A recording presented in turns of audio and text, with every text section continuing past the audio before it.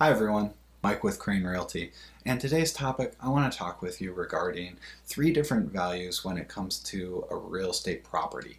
Now these three different values from my buyers and different interactions that I have with them get interchanged quite often, and sometimes it can actually negatively impact their approach or decision making when it actually comes to drafting an offer for a property they would like to purchase.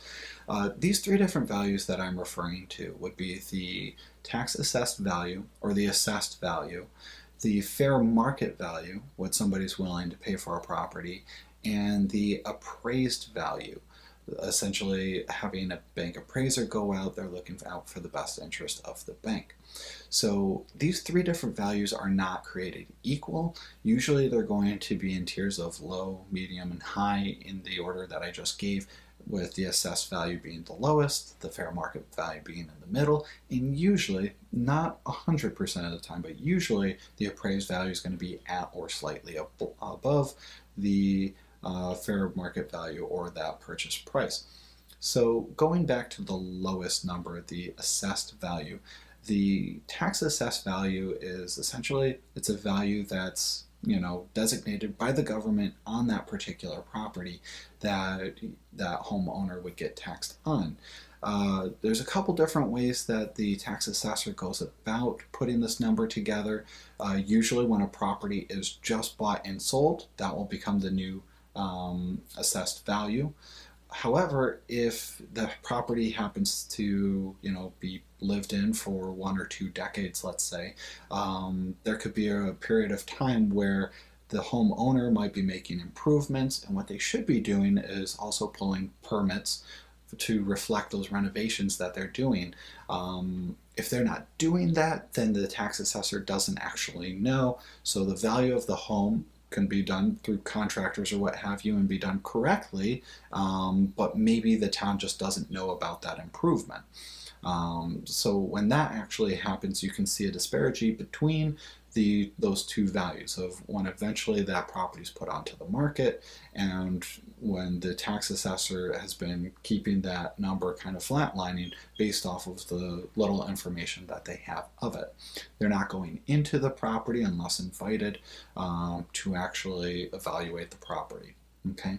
The fair market value is with regard to what somebody would actually purchase or be willing to pay for a property. So let's hypothetically say if there is a listing in Fairport, New York, a Cape Cod that is 1,500 square feet, 3 bedroom, 2 full bath, and a detached garage, right? If the listing price for that property is $10,000, everybody on the market, including those who were not actively looking, are more than happy to give $10,000. So there's 100+% of people would be willing to pay for that property at that evaluation. $10,000 is not the fair market value, right? So if you were to increase that value, let's hypothetically say 150, maybe weeds away 50% of those people. So that's still not the fair market value. It needs to increase. Let's say 175K. All right, now we're closer to 35% sticking around. Get it to 195, maybe 200K. Okay, now we're down to 5%. Can we increase it just a little bit more? Maybe getting it to 205, 210. Okay, maybe that hypothetically, now we're down to 2% to 3% of the market is actually willing to pay for that 210K mark. That would be considered the fair market value for that property.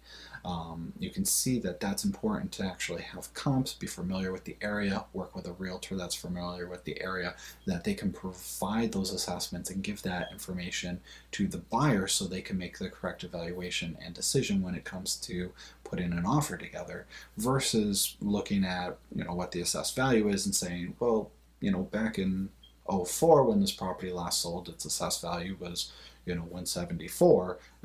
Shouldn't that be what I'm going to offer for the property?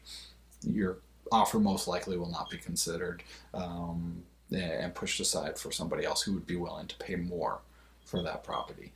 The next value would be the appraised value. Now, the appraised value is essentially, it's an independent appraiser who's going to be coming out and really going to be the eyes and ears for the bank. Even though the buyer is going to be paying for that appraisal to be done, they're not representing the buyer at all. Their sole interest is to look out for the best interest of the bank, and they're going to be providing a report that reflects what price that they should be able to provide that backs this property or this new asset for the bank. And by doing that, they're going to be providing a certain number of comps, the condition of the property, and what they think the property should go for. Usually that number is going to be at or slightly above the purchase price of the contract.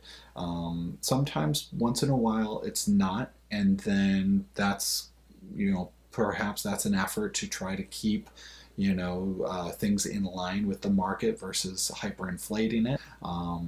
But often it's going to be at or slightly north, and the reason why is if the comps support it, banks want to provide mortgages. That's when they're in the business of, so naturally they're going to want to provide a mortgage. Whereas if they had 10 different 10 different transactions and we're arguing every single one of them, there's a good chance that they're not providing 10 mortgages for those 10 properties. It might be a lot less.